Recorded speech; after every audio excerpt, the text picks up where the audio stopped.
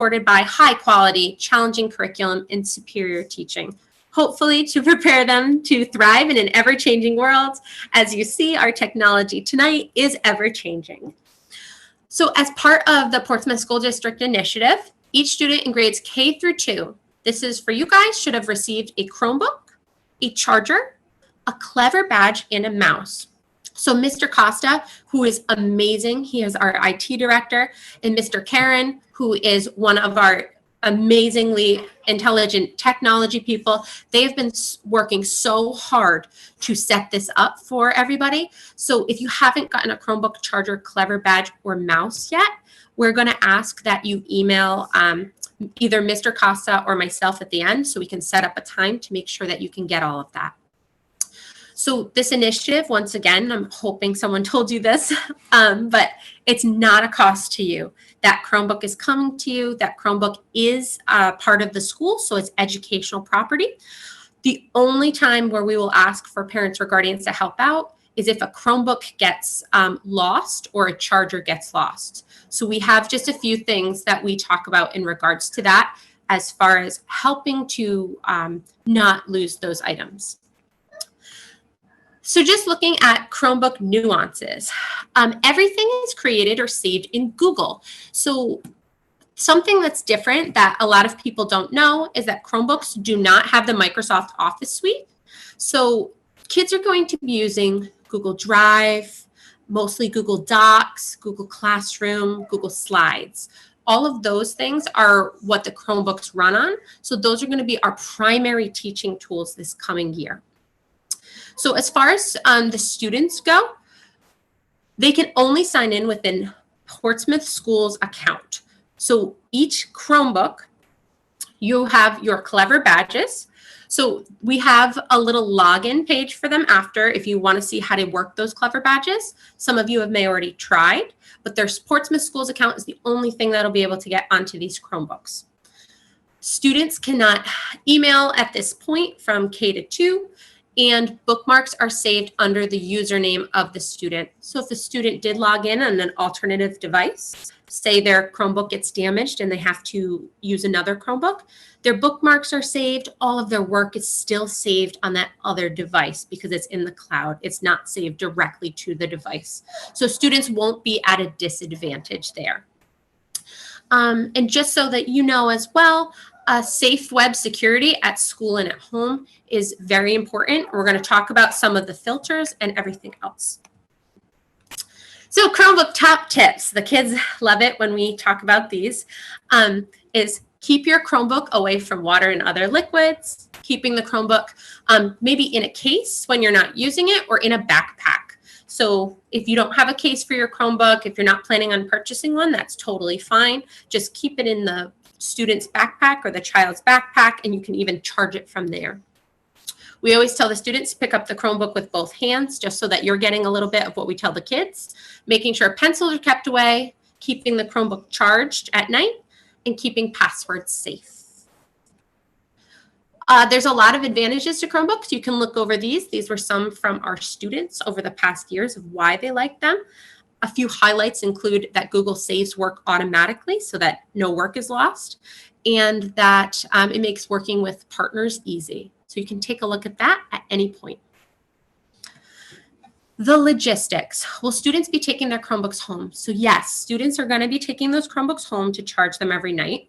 We are highly recommending, and parents have told us that this works for them a lot of the time, is if you leave those Chromebooks in the backpack and just put the charger in the Chromebook while it's sitting in the backpack, it's very easy for the students just to pick up and bring to school. What will happen if a student forgets his or her Chromebook? This is something that a lot of people ask because they don't want their child to be at a disadvantage. So they're going to have the ability to check one out at the library. So the librarian actually has been talking with Mr. Costa about this and with myself. They're probably going to bring them directly to the classroom so the students aren't leaving their classes this year. That's something that's changing a little bit. So if they forget their Chromebook, that's okay. We're going to make sure that they have something. What will happen if a student loses their Chromebook or charger? So if the student loses it, they're going to have to report their loss to the librarian. The librarian is going to submit a ticket for the lost device and issue a loaner Chromebook so they're not missing any instruction. One of our other wonderful IT people, Miss Kim Rael, she is really good at pinging the last place where a Chromebook was on, so she can actually narrow it down to the specific room that it was in. And we find most Chromebooks within just an hour or 2 hours when they're reported missing. Knock on wood, we've actually never had a Chromebook go completely missing and have to be replaced. So that is also good to know. So just so that you're aware, if a Chromebook is not recovered or after a week, sometimes parents or guardians ask for an extension to try to find that Chromebook. But at that time, we will have to say we need someone to help replace the device. As far as damaged Chromebooks go, what will happen if a distance learning student damages their Chromebook? So if you are a parent or guardian of a distance learning student this year, they are going to be brought to the main office. So if I'm having a problem at home, I'm going to bring it to the main office. The librarian's going to nicely get me a loaner Chromebook, and she is going to submit a SpiceWorks ticket. IT is going to pick it up, be able to fix it, and that way your child has something in the meantime to continue distance learning with. If we transition to full distance learning for teachers at some point in the year, this is going to change. So for now, we're only going to worry about this first bullet point here, but if it does change, we're going to have a separate system where we'll fill out a form in order to help with social distancing. And then this last question is the change from last year. If you have an older child at the middle school or the high school, will parents or guardians have to pay for damaged Chromebooks? So no, we have a different type of insurance this year that covers multiple damages. Common questions from you guys, things that I've already heard and things that teachers have already heard, is what happens to a Chromebook if a student is moving? So the Chromebook and charger will need to be returned to the library since that still is PSD equipment. If over the years, the Chromebook is going to be used by your child, it's going to be used probably from kindergarten to 4th grade. And at the end, students are going to return that Chromebook and their charger to the library. And coming into 5th grade, coming into 9th grade, they're going to get new Chromebooks. So just making sure that we're really taking care of those Chromebooks because they are going to be used for years at a time. And then what happens if someone loses their Clever badge? So we're actually able to print out another Clever badge for your child. We have asked, and I know maybe not all parents or guardians got the message, but if you could take a picture of your child's Clever badge, that would be so helpful for us. Just in case a student loses a copy at home, they're definitely able to still log in, and you could print one at home if you wanted to, or you could just hold your phone up to the camera and it should let your child in that way. At school, we can always print extras. So just so you know, that's please don't worry about that. If it does happen, we know things get lost. So we have a plan in place for that. Mr. Costa, did you want to talk about filters and blocks for a little bit? Yes. So we have 2 filters that we have in the district. One of them is in-house, and that filter is when they're in the school district. So that filter blocks a lot of websites. There's gaming sites, we block inappropriate sites, gambling sites. There's a ton of things that we have to block and be compliant by law. So that is done within the school district.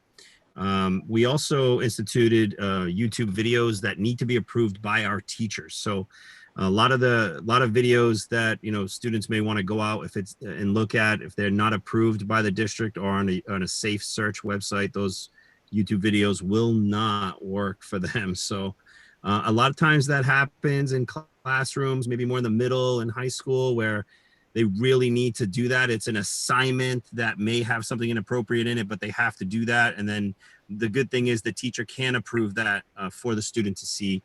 So that we give that flexibility to them. And if it is too aggressive, then we can just talk to the teacher and we can remove that from the approval list.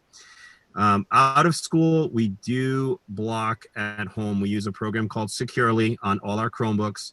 Those devices protect the students at home as well and filters out the bad sites. It also checks for spam and any hurtful emails or topics that they may be looking at, and we get notified on that. So the principals will get notified, tech coaches get notified on that as well. And then we can alert the, anybody, guidance counselors in the school to help, deal with the situations if we have to.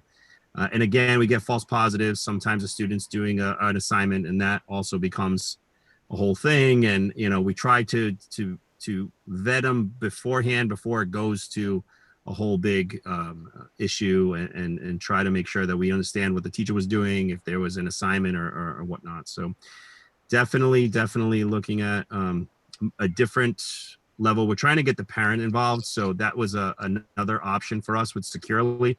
So we give the visibility to parents during after hours to be able to see what's going on those devices at home. So that's an issue, or not an issue, but a topic that we're looking into and possibly moving forward with. So that's something that, Sarah and I and Mr. Marum will be looking at as a whole, as a group for the district, to be able to manage that. What we want you to know overall is that we are doing the best possible research and the best practices for trying to keep your students as safe as possible. So we have all of these things in place, and we have even more filters. We have even more security than a lot of other schools do. So just so that you're aware, we are looking at those flagged keywords. We're making sure that everybody is as safe as possible. Absolutely. Thank you. Beautiful. Clever badges. Yes, perfect. Clever badges. I know Mr. Costa's done a lot of work with this. Mr. Costa hopefully has gotten your Clever badge to you. I know that he and his team have been distributing like crazy this past week and the week before. But I do have instructions for logging in here. So asking students just to click the next button on their login screen and then hold up their badge. So when they log in, they should see app icons, so just pictures, and they can click on the icon to be taken directly to the site. So the great thing about this is that students aren't logging into a bunch of different websites. All they're doing is they're logging in once with their badge, and then they're able to get to the sites from that. Clever is a new program that we're using this year, so we're working very hard to make sure that this is something that works for parents and guardians. Students are going to be using Google Classroom this year. So you might have a teacher that has a Google Classroom that puts a link on it.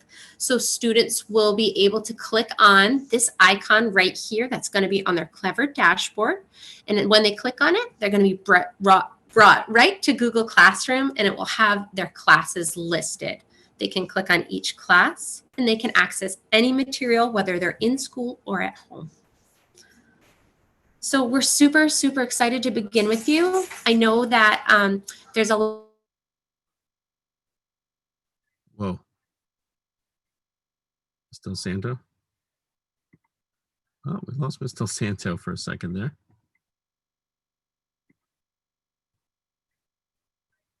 Sarah. So I'm scrolling up to the top. Okay.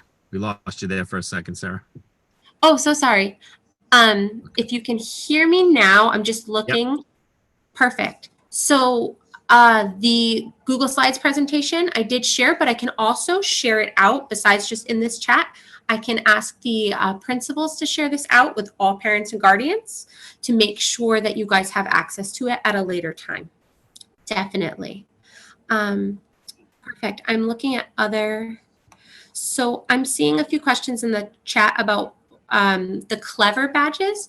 So a Clever badge is a small, it's a small paper, and it has like a QR code on it, just like you would see on groceries.